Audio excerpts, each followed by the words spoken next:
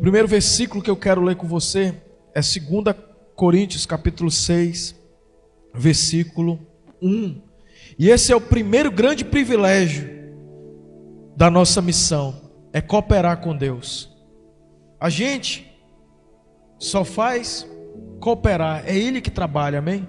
É Ele que fez essa igreja aqui, é Ele que salvou o pastor Xavier, usou o Luciano, o pastor Baltizar, a irmã Fátima, que vieram para cá, depois retornaram para o sul, depois veio o Wagner, depois o pastor Xavier. É Ele que fez tudo isso, e é Ele que nos trouxe para cá, e a gente está aqui agora cooperando com Jesus. Mas Ele te chama e me chama. 6:1, versículo. E nós, na qualidade de quê? De cooperadores com Ele. Diga assim: é Ele que trabalha e a gente só coopera. Senhor, está aqui a minha vida para fazer o quê? Cooperar contigo. Esse encontro eu vou cooperar com Deus, amém? Esse culto da vitória, você está cooperando com Deus. Esse ministério de louvor está cooperando com Deus. Deus está agindo, amém? Nós estamos para cooperar com Deus, e isso é um grande privilégio. Já pensou? Cooperar com Deus, contribuir com Deus, numa linguagem mais, nós estamos ajudando a Deus cumprir o grandioso plano dele, amém? Então, nós somos, na qualidade de cooperadores com Ele, também vos exortamos a que não recebais em vão a graça de Deus. Deus nos deu essa graça, irmãos, e a gente não pode desperdiçar. Para que não, olha só, recebais a graça de Deus em vão. Queridos, Deus nos deu o privilégio dessa missão, e a gente não pode isso ficar vão, ou seja, isso perder o valor, amém? Então, quando Jesus me salvou e te salvou, Ele nos aceitou na família dele. A gente que não era filho de Deus se tornou filho de Deus, membro da família de Deus. Depois Ele nos deu o Espírito Santo, e agora, irmãos, Ele nos deu o segundo privilégio da nossa missão. Nós estamos aqui na terra como representantes de Deus, embaixadores. Nós não falamos em nome de nós mesmos, nós falamos em nome de Cristo Jesus, amém? 2 Coríntios agora, capítulo 5, versículo 20. Somos representantes de Cristo, de sorte que somos embaixadores em nome de Cristo. Esse é o segundo privilégio, queridos. Aonde você está como embaixador de Cristo. Ele colocou eu e você na terra, nos enviou. A gente não é da terra, você é do céu, amém? Você é cidadão dos céus, você é membro da família de Deus, concidadão dos céus. Você e eu estamos aqui na terra como representantes e embaixadores de Cristo. E isso é o segundo grande privilégio da nossa missão. Não é qualquer um, irmãos, que recebe esse privilégio de ser enviado a uma outra pátria para representar os interesses daquela nação. Eu e você estamos aqui na terra com esse privilégio de representar os interesses do céu, que do céu vem toda a boa dádiva, todo dom perfeito, vem do alto, do Pai das luzes. Você está aqui para manifestar. E aí ele continua, Cristo. Agora, que tipo de representatividade é essa? A gente tem esse dever como embaixadores, vamos dizer assim, esse ofício dessa oficialidade de representarmos o reino de Deus. Agora Paulo está dizendo, exortando, falando, sensibilizando, dizendo, olha, em nome de Cristo, como se Deus exortasse por nosso intermédio, em nome de Cristo, pois rogamos. Deus está falando através dos seus embaixadores. Não é o presidente que fala lá naquele país, mas é o embaixador que fala em nome daquele líder, que fala em nome de um estado, de um governo. Nós estamos aqui na terra com esse privilégio de falar em nome de Cristo, exortando as pessoas. Vocês estão como inimigo, mas vocês agora estão sendo convidados a se tornarem amigos de Deus, a fazerem as pazes com Deus, porque toda a criação, querido, nasceu originalmente de Deus, se distanciou de Deus por uma guerra espiritual.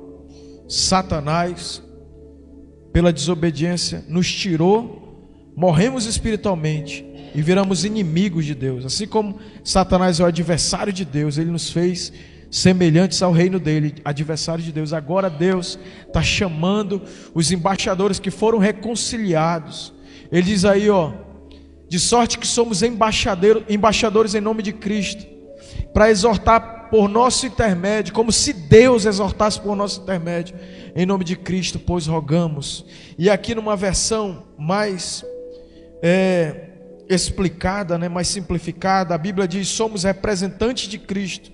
Deus nos usa para persuadir homens e mulheres a deixar de lado suas diferenças e entrar no trabalho de Deus e fazer as coisas corretas entre eles. Estamos falando por Cristo agora. Tornem-se amigos de Deus. Irmãos, isso é tão forte que é impressionante isso, que eu quero que você faça uma reflexão agora muito poderosa. Imagine que você contar aos outros sobre a vida eterna é a melhor coisa que você pode fazer por uma pessoa. Falar da vida eterna. E como falar isso? Falar da sua salvação, da sua experiência de salvação, amém? É como se eu e você soubéssemos a cura da AIDS, a cura do câncer. E se a gente não falar, a gente está cometendo um crime de não falar da solução. A salvação é mais poderosa do que a cura dessas enfermidades incuráveis. E aí, queridos, se a gente reter, poxa, eu sei a cura da AIDS e eu vou segurar ela, eu vou reter essa informação comigo, eu seria réu de um crime contra a humanidade. É ou não é, irmãos? É um crime contra a humanidade. Quantas pessoas morrem de câncer, de AIDS, Mas a salvação eu não posso reter. Em um certo, vamos dizer assim, uma analogia bem profunda ali, Poxa, a salvação cura, liberta e leva a gente a experimentar. Olha só, a pior coisa que eu posso fazer é guardar em segredo o caminho do perdão. Quantos foram perdoados, irmãos? Eu guardar em segredo o caminho do perdão. Eu recebi perdão dos meus pecados. Quantos receberam? E as pessoas estão, irmãos, debaixo de culpa, de condenação. Por isso que elas estão, aquele Adão que se escondeu de Deus, amém? Aquela Eva que ficou ali atrás de Adão, escondida por causa da culpa. Se eu fizer isso, guardar para mim, segurar comigo o caminho do propósito de Deus, as pessoas estão perdidas, não sabem por que estão aqui na terra. É ou não é? Elas existem, mas não sabem o porquê estão aqui. Se eu guardar comigo a paz e a vida eterna, é a pior coisa. Então diga assim: eu não vou guardar comigo a paz e a vida eterna. Eu vou compartilhar, eu vou repartir isso. Queridos, é o que o mundo precisa, de paz e de vida eterna. E aí é forte demais isso. Temos a melhor de todas as notícias do mundo. Então nós precisamos compartilhar o maior afeto, a maior demonstração de carinho, a maior demonstração de amor que eu posso ter para com as pessoas é mostrar a salvação que existe realmente na minha vida, a paz que existe. Querido, eu não sou melhor do que ninguém. Eu vivia perturbado, eu vivia em culpa, eu vivia sem uma vida sem sentido. Mas um dia Jesus entrou na minha vida e Ele perdoou os meus pecados, Ele mudou a minha vida. É a maior demonstração de amor, queridos, que eu posso evidenciar para alguém. E aí, queridos, a gente vai evoluindo. Agora, um ponto que a gente precisa realmente fazer uma reflexão profunda. O problema dos cristãos que se converteram há muito tempo é terem esquecido de como é viver sem Cristo. Eu já estou tanto tempo com Cristo que eu esqueci a desgraça, o inferno que é viver sem Jesus na vida. É ou não é, queridos? Eu estou 20 e poucos anos com Cristo na minha vida, irmãos. Eu esqueci o que é viver uma vida sem Jesus. E isso a gente deve lembrar de que não importa o quanto as pessoas pareçam estar felizes. Eu era assim, cara. Eu vivia rindo, eu era um moleque doido, eu estava legal e tal, e pá, e pô. Mas lá dentro da minha intimidade, irmãos, eu era triste, deprimido, infeliz, vazio, sem destino, sem origem. Eu não sabia nem por que, quem me gerou. Eu ouvia a voz de Satanás dizendo. Aí a gente fica assim, essa linguagem assim evangélica, né? A voz de Satanás, mas a gente ouvia vozes de morte, é ou não é? E não interessa, irmãos, o quanto as pessoas pareçam estar bem-sucedidas, sem Cristo elas estão irremediavelmente destinadas à separação eterna de Deus. Isso é uma loucura, irmão.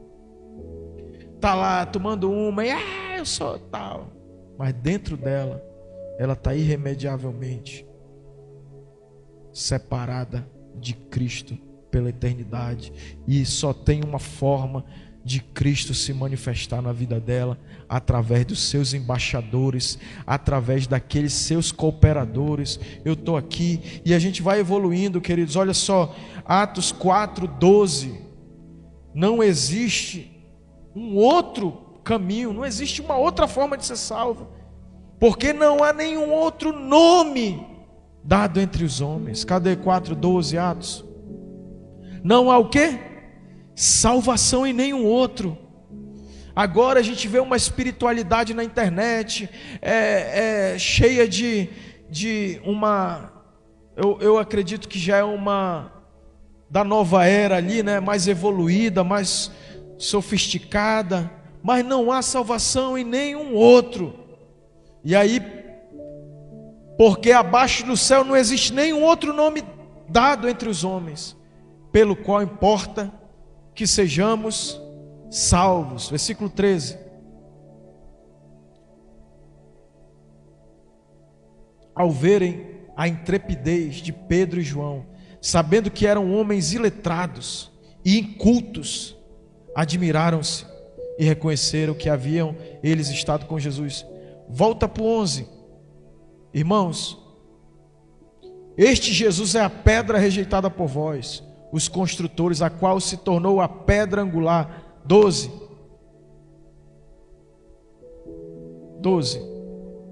Mas olha só, e não há salvação em nenhum outro nome dado.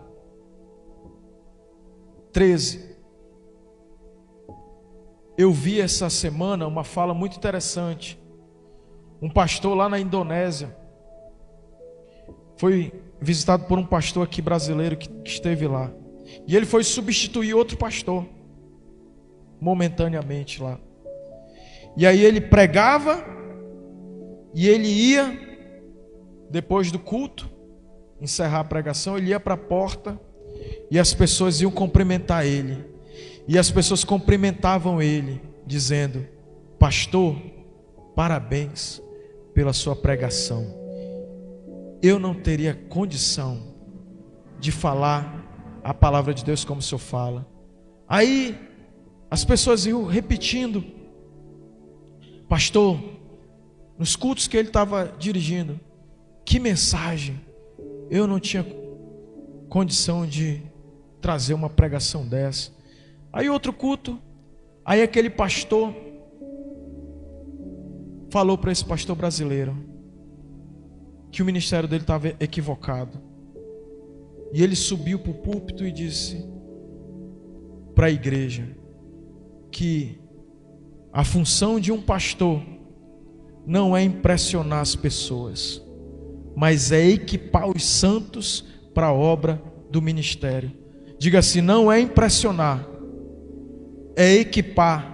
A gente vê aí Pedro 13, ao ver a intrepidez de Pedro e João, sabendo que eram homens iletrados e incultos, admiraram-se e reconheceram que eles haviam estado com Jesus. Irmãos, hoje a gente fica nessa distorção ministerial, achando que tem que estar letrado, que tem que ter doutorado, que tem que ter. As pessoas não estão, queridos, e a igreja está confusa nisso, achando que para ser um cooperador de Deus tem que ter uma sofisticação espiritual. Não, é a mensagem daquilo que Deus fez na minha vida e na tua vida que vai impactar a vida das pessoas. Você é um cooperador de Deus como? Falando daquilo que você experimentou há 20 anos atrás. Pode ser a coisa mais simples, mais indouta, mais inculta, mas é aquilo que a obra de Deus foi feita na minha vida e na tua vida. Amém? É a tua mensagem para o mundo. Pastor, o que eu vou falar? Como é que estava a tua família? O que Deus fez na tua família? Tem família despedaçada, irmão, que a tua palavra, ele não quer saber da corrente doutrinária, da corrente teológica, ele quer saber do Jesus, que é o único que pode salvar. Não há um outro que possa salvar no céu e na terra, é só ele, queridos, amém? Como que eu vou fazer? Representar Deus aqui na terra. Falando de quê? Da mensagem da tua vida, daquilo que Deus fez na tua vida. Como é que estava a tua vida em qualquer situação que você experimentou de transformação, que Deus mudou, amém? Não é um slogan, não é um chavão. Transformados para transformar, irmãos. Novo nascimento é a verdadeira transformação. Se não houver novo nascimento, salvação, irmãos, é qualquer outra coisa, menos reino de Deus, amém? E aí, a gente vê a conclusão, diga: todos precisam de Jesus, todos. E aí, o valor da sua missão é eterno, irmão. O valor da sua... Todo ser humano precisa de Jesus. E o valor da minha missão e da tua missão é eterno. Aí, pastor, o que eu faço? Quando você começa a absorver, a internalizar essa revelação, ela fará, a tua missão vai fazer diferença no destino eterno das outras pessoas. Logo, se a tua missão vai fazer diferença na vida eterna das pessoas, logo a tua missão é mais importante de qualquer emprego, do que qualquer realização pessoal, do que qualquer objetivo que você possa alcançar durante a sua vida na terra. Amém? Tudo fica em segundo plano. A missão vai ter um peso eterno de glória. Amém? E aí, as consequências da tua missão vão durar para sempre. As consequências do teu emprego, não. As consequências do meu emprego, daquilo que eu faço lá na Assembleia Legislativa, daquilo que eu faço lá na advocacia, não vai durar a eternidade. Mas as consequências do meu labor no reino de Deus, do meu servir no reino de Deus, do meu cooperar com Deus, do meu representar Deus, vai durar e vai repercutir por toda a eternidade. Amém? Nada que você faça pode ser mais importante que ajudar as pessoas a estabelecer um relacionamento eterno com Deus. Nada. é mais importante, irmãos, do que ajudar pessoas a ter um relacionamento eterno com Deus. Nada é mais importante do que isso. E aí, olha o que Jesus disse: a gente precisa ser diligente. Todos nós, numa linguagem eu vou ler aqui mais simplificada, todos nós devemos rapidamente cumprir as tarefas que nos foram entregues por aquele que me enviou, pois resta pouco tempo antes que caia a noite e todo o trabalho chegue ao fim. Agora coloca aí na tela aí esse mesmo versículo na revista atualizada. Queridos, eu estou falando aqui para homens e mulheres, você que está na internet, você que está aqui nesse auditório, homens e mulheres que têm o privilégio da maior missão que existe na terra, amém? Cooperar com Deus e representar Deus aqui na terra. Olha o que Jesus falou, 9:4, João 9:4, Evangelho de João, capítulo 9, eu vou reforçar isso. É necessário que façamos as obras daquele que me enviou. Enquanto é dia, a noite vem, quando ninguém pode trabalhar. Sabe o que isso quer dizer, irmãos? A nossa missão vai repercutir na eternidade, mas nós temos um tempo limitado aqui na terra para cumprir a nossa missão. Hoje, se você for calcular,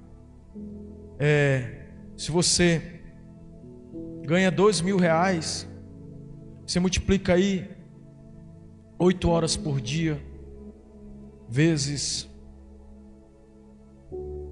5 dias por semana, aí você divide R$2.000, dá não sei quantos reais por hora, né? Agora, irmãos, e aquele é o nosso valor, é o tempo que a gente vende para as pessoas, mas a gente só tem um tempo, irmãos, mínimo, que o relógio da nossa missão já está correndo. Por isso Jesus está dizendo: olha, é necessário que façamos as obras daquele que nos enviou. Diga assim: Ele me enviou, eu tenho que fazer as obras dele. Por isso que a gente está aqui, irmãos. Agora, trazendo um pouco para a nossa realidade prática, quando eu converti, naquela inocência do primeiro amor, a nossa igreja, ela é aquela visão: andava Jesus de cidade em cidade, de aldeia em aldeia, Lucas 8:1, pregando e anunciando o evangelho do reino de Deus. Qual era o nosso objetivo? É plantar igrejas. Como que a gente plantava? Através de culto nos lares. E a gente abria as bases da Evred, que virou IEV, né? A gente abria as bases. O nome da igreja não era nem igreja, era base, era tudo estranho. Qual é o nome da tua igreja? Evred. Não tinha nem nome de igreja. Aí, por isso que a gente botou Igreja do Evangelho Vivo, que todo mundo ficava confuso quando a gente falava. Qual é o nome da tua igreja? Evred. Mas a igreja era um negócio estranho. Aí a gente, o que vocês fazem? Não, a gente está anunciando o Evangelho numa visão contemporânea da mensagem evangélica, né? Era uma visão contemporânea. E aí, a gente estava envolvido, engajado em plantar bases, fazer cultos. Pegava lá, botava um violão, reunia gente, pregava o evangelho. Daqui a pouco aquilo tomava uma certa proporção, aluga um local, tem uma base da igreja ali. E Deus está nos chamando para voltar a essa essência. Depois, irmãos, veio um certo avivamento, veio uma certa frutificação. Mas aí o evangelho ficou meio que, quero usar um termo assim mais suave, né? Ficou aquela igreja performática. Não, é igreja de multidão. Agora a gente tem que ter um grande prédio, uma grande estrutura. E a gente perdeu aquela essência. Porque só se tiver aquela certa performance, se tiver 1000 membros ali, tem Deus. Se tiver um prédio suntuoso, que chama atenção, ali está Deus. Mas a gente perdeu a essência de ser representante de Cristo, de ser cooperador de Cristo. Quantos estão me entendendo, irmãos? Porque se eu vou agora para essa chamada aí, não estava nem combinado, irmão, mas Deus está sacudindo a gente daqui. Eu conversei com alguns irmãos, no segundo domingo de junho, a gente vai começar uma base lá no Águas Claras. Reunir lá quem for movido por Deus, para cooperar com Deus, para ser representante de Deus. Aí já veio algumas pessoas falando, não, tem uma família já para visitar lá, que está pedindo oração, a gente vai lá, amém? E Deus vai estar lá. Deus não está, irmão, preocupado com performance, com essa loucura religiosa de que só tem Deus onde tem 500 pessoas. É ou não é? Esse abuso, ai, eu não tenho 500, e aí você se autoviolenta. Não, Deus está onde você está cooperando com Ele e onde você está representando Ele. Eu não estou falando de mim, eu não estou falando de um homem, eu estou falando de Cristo, o homem que se fez, o Filho de Deus que se fez homem, para que nós fôssemos feitos filhos de Deus, amém? E aí é isso. Aí ele está dizendo, é necessário que façamos as obras daquele que me enviou, enquanto é dia. Daqui a pouco, irmãos, acabou, a nossa vida é feita de fase. A nossa fase está acabando.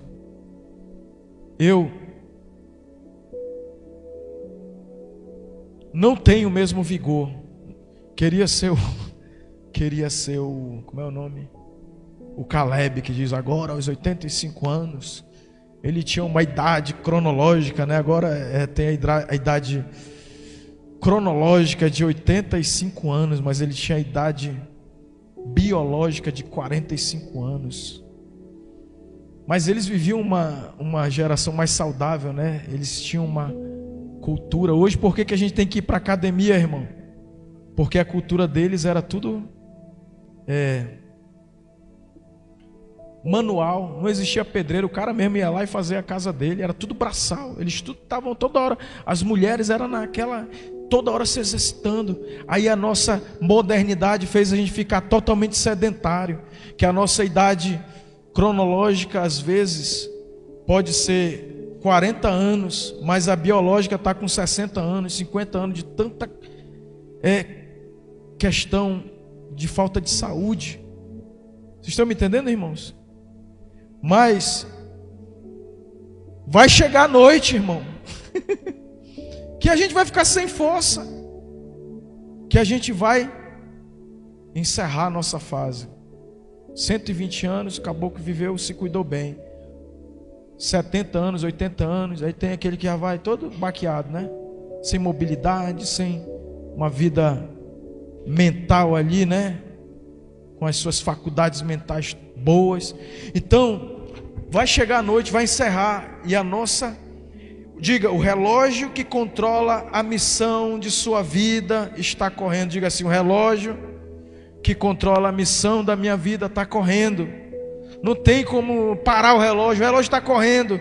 Então não perca mais um dia, inicie agora a sua missão de trazer outras pessoas para Cristo. Teremos toda a eternidade para celebrar com aqueles que trouxemos a Jesus, mas só temos o período das nossas vidas para alcançá-los. Isso não significa que você tem que deixar o seu trabalho, né?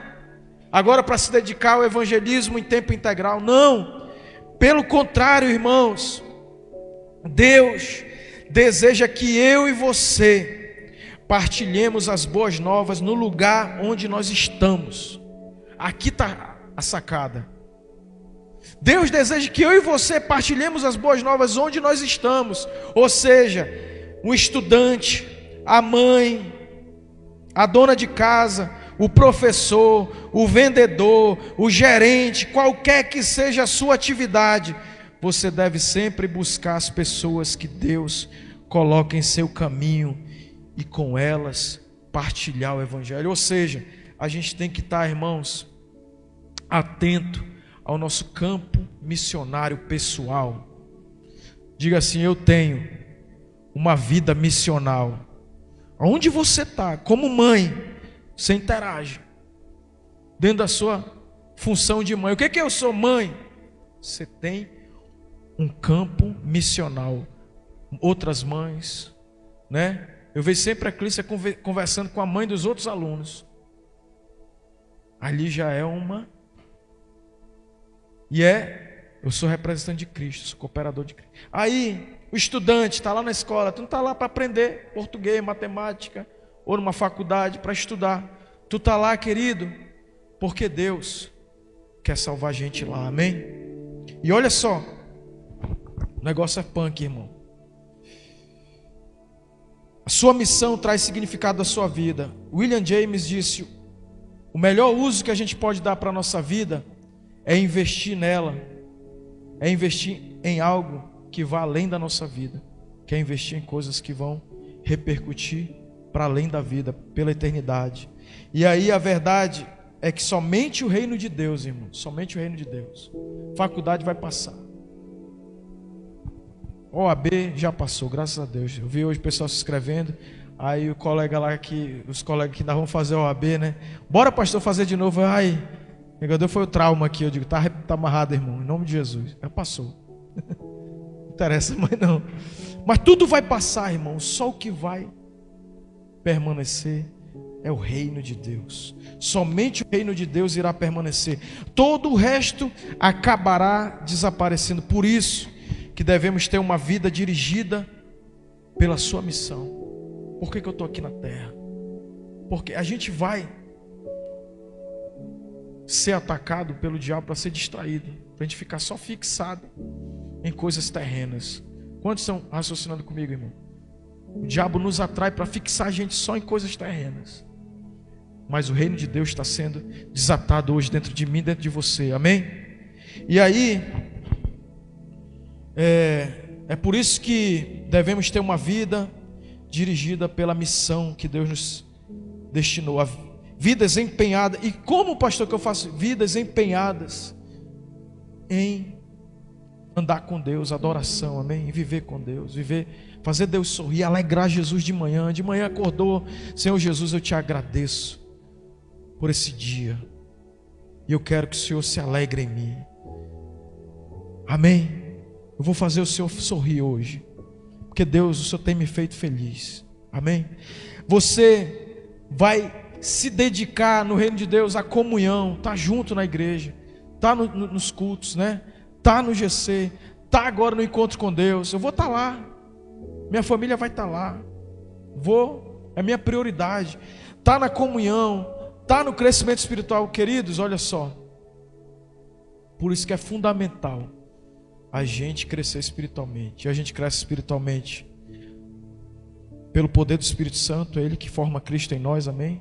Pelo poder da palavra de Deus, através do relacionamento com irmãos, que lá a gente tem que engolir o nosso ego, tem que desenvolver um coração humilde, amém? Tem que desenvolver um coração de servo, é na comunhão. E a gente cresce espiritualmente nas tribulações e provações, amém? Passando por dificuldade. Nossa fé, ela é desenvolvida através dos desafios da vida, de lutas, de problemas, de provações. E esse crescimento espiritual vai nos levar a exercer o ministério, que é servir, realmente servir. Não é uma posição, não é um título, é se doar para o reino de Deus, através da minha atitude de servo, de ministrar, de servir e cumprir a nossa missão na terra, que desses 4 propósitos, os 4 vão permanecer, irmãos, mas a missão vai acabar. Está numa contagem regressiva, vai acabar a nossa missão. E aí encerrou a nossa geração, vem outra geração, amém? E é o único dos propósitos do reino de Deus que é temporário, que é a missão. Então os resultados das nossas atividades no reino de Deus, que são essas aí: adoração, viver para a glória de Deus, comunhão, pertencer à família de Cristo, ministério, servir, na verdade, crescimento espiritual, maturidade, que é ser discípulo de Cristo. Eu sou discípulo de Cristo, irmãos, quando eu saio daquela oração de Senhor, abençoa isso que eu estou fazendo, abençoa isso que eu estou fazendo, abençoa isso que eu estou fazendo, abençoa isso que eu estou fazendo, e a gente ora: Senhor, o que o Senhor está abençoando que eu quero fazer, amém? O que o Senhor quer fazer, o que o Senhor está abençoando, eu vou fazer. E tudo que você for viver vai estar debaixo desse padrão da bênção de Deus, amém? Não desperdice a sua vida Se você falhar em cumprir a sua missão que Deus lhe deu na terra, você terá desperdiçado a vida que Deus lhe concedeu. Coloca aí Atos 20 e 24. Eu estou caminhando já para a nossa conclusão. Atos 20 e 24. Se eu falhar na missão que Deus me deu, a minha vida foi desperdiçada. Olha o que Paulo diz: porém, em nada considero a minha vida, a vida preciosa para mim mesmo, contanto que complete a minha carreira e o ministério que recebi do Senhor Jesus, para testemunhar o evangelho da graça de Deus. Então, segundo lugar, olha isso, queridos, isso aqui é muita onda, cara, isso é muito doido, isso é maluco. Existem pessoas nesse planeta Terra que somente você poderá alcançar. Em virtude de quê? Em virtude de onde você vive e do que Deus o fez ser. Você vive naquele local, naquele bairro, naquela rua, naquele trabalho, naquela escola. Você vive, só você pode alcançar aquelas pessoas. E se você tem aquela vida, aquele padrão de identidade, do teu jeito, é a única forma que Deus vai ser representado, amém? É falando da forma que você fala.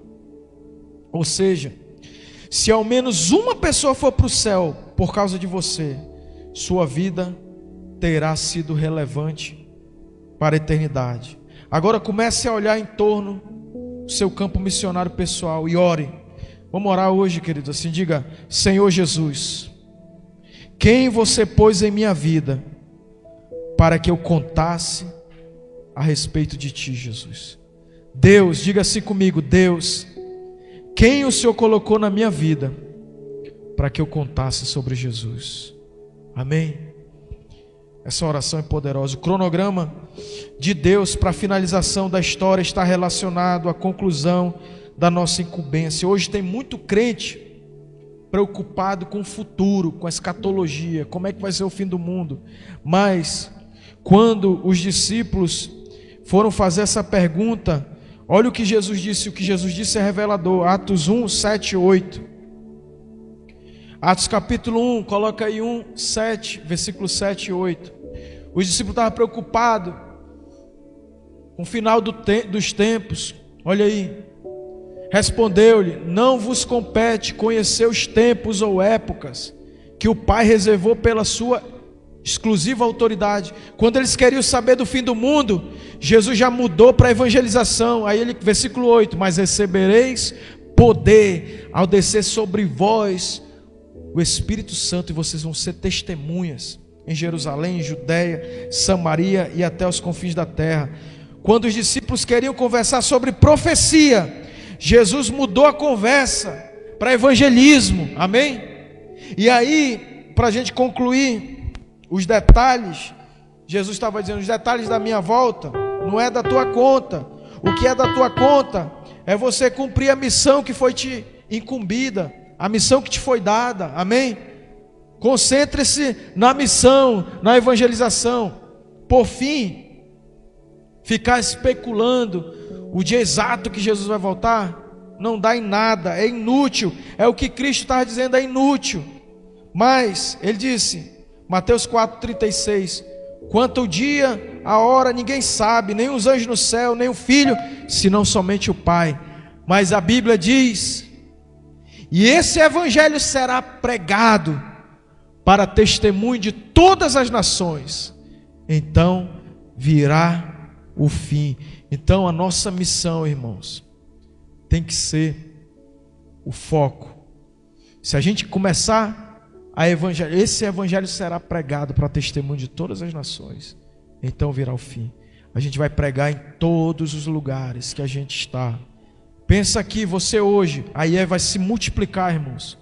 Você testemunhando lá, o outro testemunhando lá, o outro testemunhando lá acerca de Cristo, Cristo cooperando com Jesus. Jesus, eu estou aqui para cooperar contigo, quem é que o Senhor quer? Aí Jesus é aquela pessoa ali, aí você vai lá e representa Cristo, fala em nome de Cristo.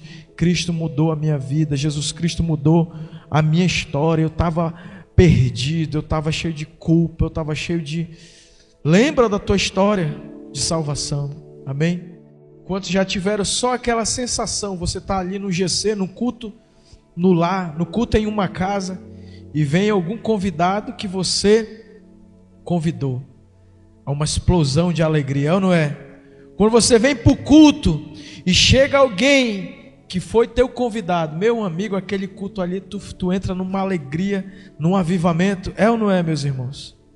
E aí quando tu vê aquela pessoa começar a caminhar com Jesus, ela lendo a Bíblia, ela orando, meu irmão, é uma coisa, é um avivamento. Há mais alegria no céu por um pecador que se arrepende do que por 99 justos que não precisam de salvação. Diga, a minha missão é cooperar com Jesus. Jesus continua salvando, irmãos. Jesus continua salvando, porque continua pessoas perdidas. Ele veio buscar e salvar o que se havia perdido, e agora Ele está buscando e salvando através da minha vida e da tua vida. E o meu trabalho aqui não é te impressionar com uma palavra sofisticada, complexa. Meu trabalho aqui é te equipar do jeito que você é, querido. Você não precisa falar como eu falo, você não precisa fazer nada, cantar como o pessoal do louvor canta. Você precisa só dizer: Jesus, eu quero cooperar contigo e eu vou te representar, vou falar em teu nome. É em nome de Cristo que você vai falar. Quem salva é Jesus, amém? A gente só representa Ele.